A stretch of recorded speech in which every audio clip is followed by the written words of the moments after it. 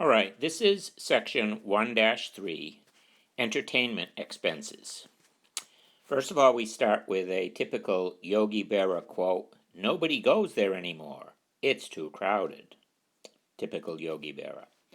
All right, some of the objectives here. State the difference between the measures of central tendency and measures of dispersion, compute the range for a set of data, compute mean deviation for a set of data, compute the variance for a set of data, and compute the standard deviation for a set of data. A lot of words here that don't mean a lot to most of us, so let's look at definitions. All right, here are the definitions. Now, it's going to take some getting used to. This is the word definitions, then we'll go into some examples. All right, first of all, measures of dispersion. This are single numbers that represent the range of numbers in a given data set. Range is the difference between the highest and lowest scores. This is probably the one term that you do know, okay, is range. Deviation, how far the number is from the mean. Well, we know what the mean is. The mean is the average, okay? Deviation is how far the number is from that average or mean. The mean deviation is the average of how far each number is from the mean, okay? So you have the mean, you figure out each number, how far it is from that mean, and then you average those numbers and you get the mean deviation. The mean absolute deviation, statistic that takes the absolute value of each number's deviation. Remember that was up here, the distance, how far the number was from the mean. It takes the absolute value of that, because we could have positive or negative deviation, but it takes the absolute value from the mean and averages those absolute values. All right? Then we have variance. Variance is the square of each deviation from the mean, and find the square each deviation from the mean and find the average of those squared deviations. Okay? So you take the deviation, okay? You square each of those numbers and find the average of those squares. All right? And then lastly, standard deviation, and this is the one that's you probably hear of most when we're talking about things like this. It's the square root of the variance. All right, let's look at some examples and see if we can figure out how to use and what these actually are. But first, how do your entertainment expenses vary? What do you like to do for fun? What do you spend your money on, okay? And how do you budget for those activities? Because some of them are going to be more expensive than others. So these are things you have to think of when you think of entertainment expenses is, what makes sense for you to spend money on and what doesn't make sense. And hopefully by understanding the math involved here, it'll help you to better understand that. All right, so let's look at this first example. Mrs. Maddie's Video Production Club has 10 students in it. On the first day of that the club met, she asked the members how many movies they streamed last year. The 10 students reported these numbers, okay? So these were the numbers of movies that they streamed in a year's time. Now, what is the difference between the highest and lowest numbers? In other words, we're looking for the range. Now, be careful. The numbers aren't in order. So we must find the lowest and we must find the highest. All right? The highest happens to be 41.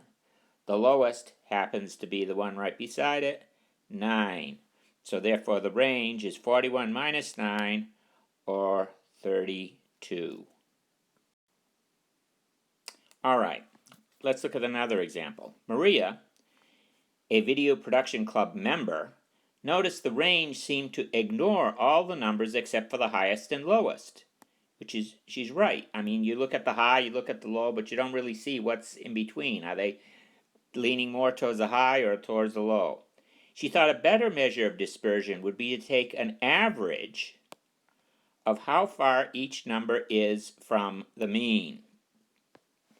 So therefore, they're asking us, how far on average is each entry in the data set from example 1 from the mean of the distribution. All right, so let's put these in a table here, okay? This first column, we'll call it x sub 1. These are the number of videos that were streamed by each of the 10 students, okay? So if we take the mean, and that's usually represented by something like this, x with a bar over it, the mean comes out to be 23, all right? So now, if you take the second column takes each of these values, for example, 32, and subtracts the mean, which is 23. So 32 minus 23 is 9. The next one, 18 minus 23, minus 5. Notice that we got a negative there. Next one, 15 minus 23, minus 8.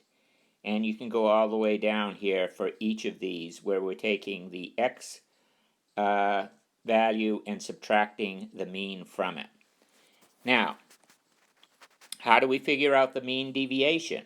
The mean deviation is this kind of a ugly looking formula here, but if you think about it, it really isn't that bad. Basically, what this formula is saying is we take each of the elements in this column here, the x1 minus x bar column, all right? We add them all up. That's what this sum from I equals 1 to n means.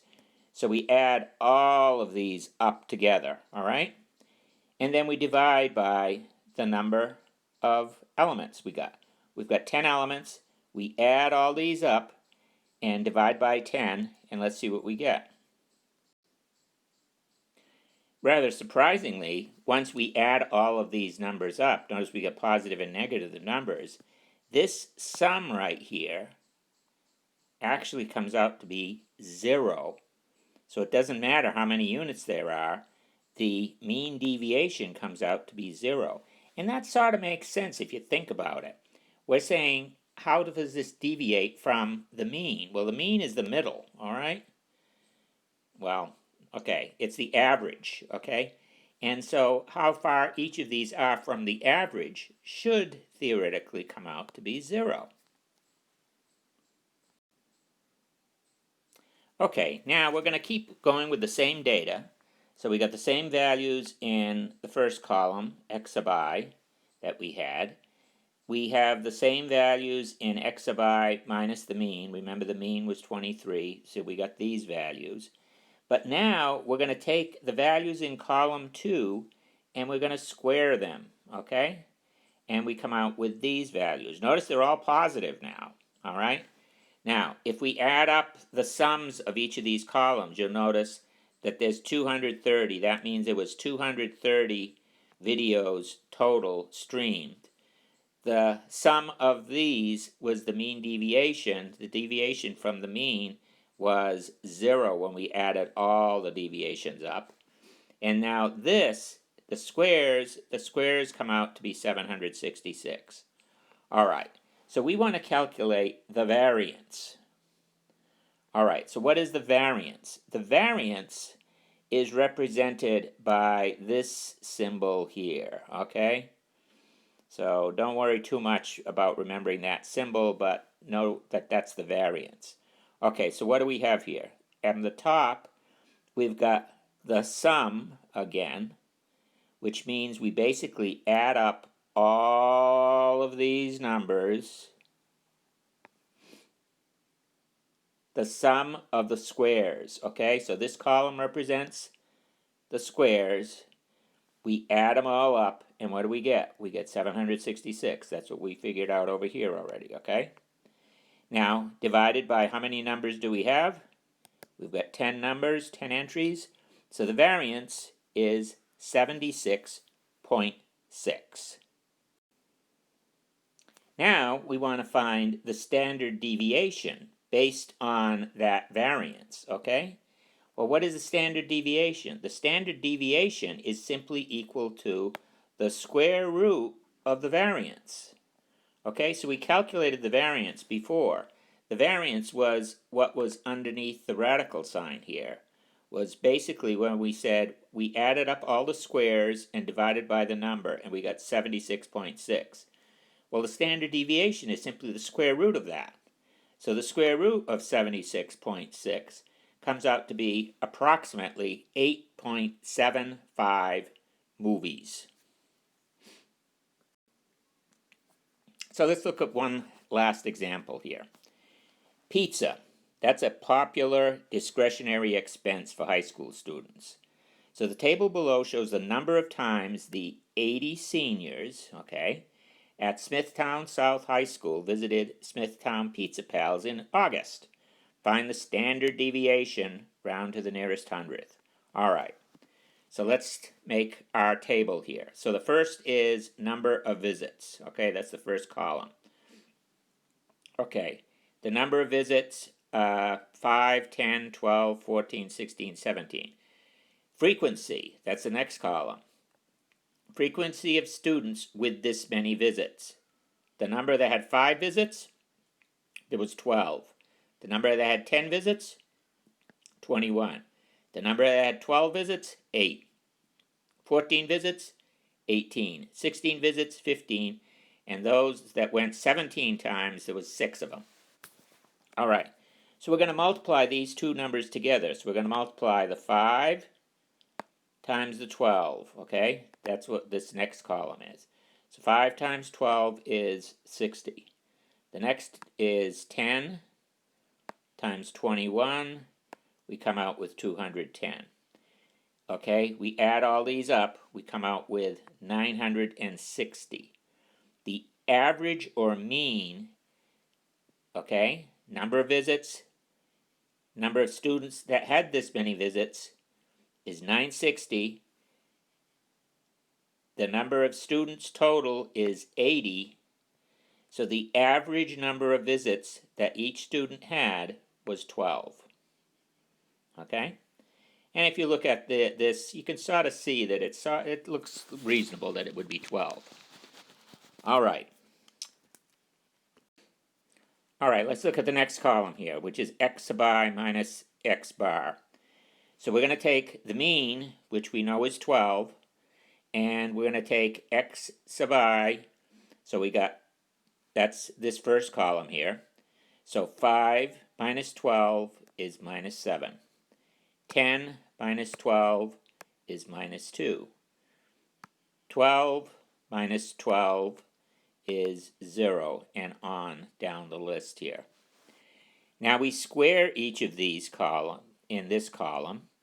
So minus 7 squared is 49, minus 2 squared is 4, 0 squared is 0, 2 squared is 4, 4 squared is 16, 5 squared is 25, all right? Now, we take this column here, the squares, and we multiply it by the frequency. So 49 times 12. So 12 times 49 is 588. 4 times 21 is 84. 0 times 8 is 0. And we add all these up, and this is the sum down here. Now, we're looking for standard deviation. It's the square root of the variance. What's underneath the radical here is the variance, okay? So basically all we're doing is we're adding up, or we're summing everything in this column on the right here. So everything in this column we're adding up. That's what this sum, the sigma, indicates on the front here. So if we add all these up, we come out with 1134. We look at n, the number of students, that was 80. So we got 1134 divided by 80, take the square root of that, and the standard deviation comes out to be 3.76.